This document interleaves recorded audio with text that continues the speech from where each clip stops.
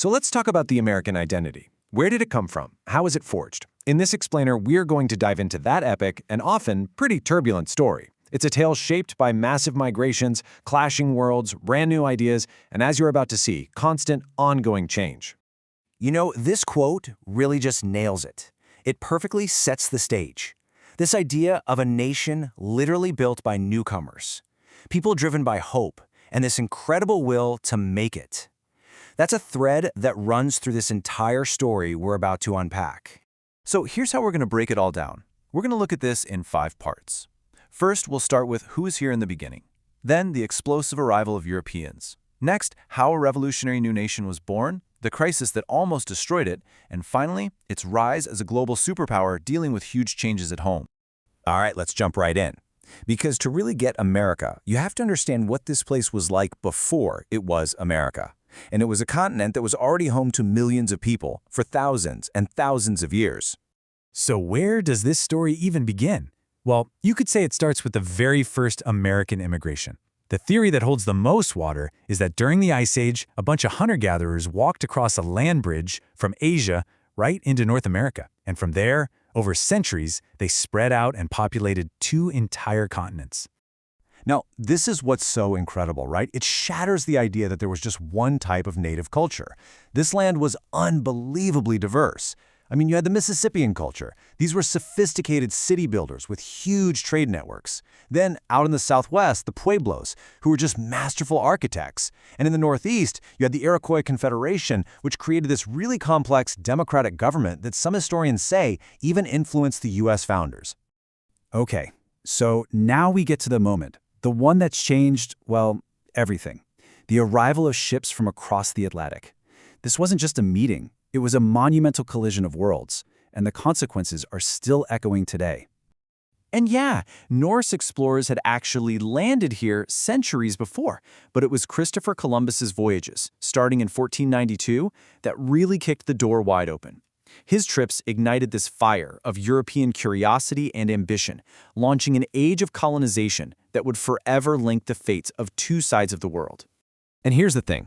While there was absolutely violent conflict between the newcomers and the native peoples, the most devastating weapon wasn't a sword or a gun. It was an invisible invader that nobody could see and that the native population had zero defense against. Yeah, 90%. Just let that sink in for a second. It's estimated that diseases brought over from Europe, things like smallpox, wiped out as much as 9/10 of the indigenous population. It was a demographic catastrophe on a scale that's almost impossible to wrap your head around. Now, as these European colonies grew, especially the ones growing cash crops like tobacco and sugar, they created this massive, insatiable demand for labor. This led to a truly brutal system of forced immigration. The triangle trade became the economic engine of the colonies, forcibly dragging millions of enslaved Africans to the Americas in the most horrific conditions you can imagine. So out of this really complex and often violent mix of people and economies, something new starts to form in the British colonies. It's a brand new identity, one defined by these amazing, radical ideas about liberty, but also by some massive, glaring contradictions. And you know what's crazy? It all happened so fast. Look at this timeline. We're talking just over a decade. The colonists helped Britain win this huge global war, and their reward? A bunch of new taxes to pay for it. This just lit a fuse, all centered around this powerful idea, no taxation without representation. And from there, things just escalated, from protests to fights to, finally, a declaration of a whole new country. And this slide, this right here, gets to the absolute core conflict of the new American identity. On one hand, you have this breathtaking ideal that all men are created equal and basic rights for citizens. But on the other hand, at the exact same time, the system of slavery is expanding, and policies like the Indian Removal Act are forcing people from their homes on what became known as the Trail of Tears. Fueling all of this expansion was this incredibly powerful idea called manifest destiny. It was this belief that the United States had a God-given right, a destiny, to stretch from the Atlantic to the Pacific. This idea was used to justify just about everything: war with Mexico, conflicts with Native American tribes, all of it framed as some kind of inevitable divine progress. Well, you can't have a nation built on freedom that also depends on slavery forever. Eventually, something's got to give. And it did, in the most brutal way possible. That core contradiction tore the country apart and would end up completely redefining what it meant to be an American. By the mid-1800s, America was basically two different countries rolled into one. You had the North, which was industrializing, had more people and more factories, and you had the South with an economy that was almost entirely dependent on the labor of enslaved people. These two worlds were just on a collision course. So the war rages on for years, right? It's just a bloody stalemate. Then, the Confederate Army decides to make a huge gamble. They push north into Union territory. And that's where the two armies meet, almost by accident, in this little town in Pennsylvania called Gettysburg. It would be the decisive battle of the war. 3. That's it. In just 3 days, the Battle of Gettysburg became the single deadliest battle of the entire war. The losses for the Confederacy were so catastrophic, it marked a turning point from which they would never, ever recover. But something else huge had happened. The reason for the war had changed. With the Emancipation Proclamation, President Lincoln totally reframed the conflict. It wasn't just about keeping the country together anymore. Now, it was officially a war to end slavery, beginning that long, incredibly difficult process of trying to make the country's reality match its ideals. So after the Civil War, the country rebuilds, and fast.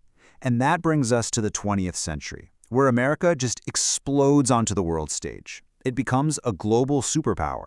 But at the same time, it's being completely reshaped from the inside out by huge social movements. I mean, talk about a whirlwind century. America's entry into 2 world wars cements its status as a world power. Between the wars, you have the cultural boom of the Roaring '20s. Then, after World War II, the decades-long Cold War. It was just non-stop. But while all this drama was playing out globally, one of the biggest transformations was happening right at home. The Civil Rights Movement was, in many ways, a second American Revolution. You had leaders like Martin Luther King Jr. and millions of ordinary citizens marching, protesting, and demanding that the nation finally make good on its promise of equality for everyone. This movement fundamentally changed the country and reshaped the American identity yet again. And this idea of identity being reshaped, it didn't stop in the 20th century. For so many of us, the attacks of September 11, 2001, that day became this generation's defining moment. It ushered in a whole new era of security, foreign policy, and a new sense of both vulnerability and unity. So what's the big takeaway here? Is that the American identity isn't some monument that was built once and then set in stone. It's a living, breathing thing that's constantly being made and remade, shaped by every new group of people who arrive and every movement that demands change. This story is always being written. And that really leaves us with the big question, doesn't it? What chapter are we writing right now?